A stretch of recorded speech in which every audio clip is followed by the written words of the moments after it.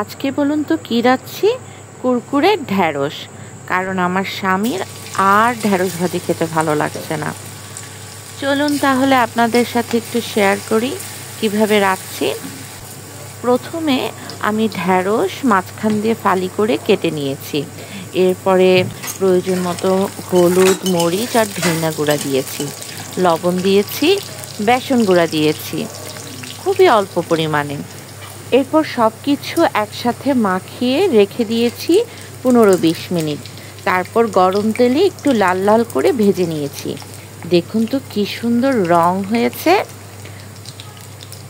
লাল লাল করে ভাজলেই একটু ক্রিস্পি হয়। এই দেখুন হয়ে গিয়েছে আমার কুরকুরে ঢ্যাঁড়স। আপনারাও কিন্তু বাসায় বানিয়ে খেয়ে আমাকে জানাবেন কেমন লাগলো। আজকের মতন তাহলে আল্লাহ হাফেজ।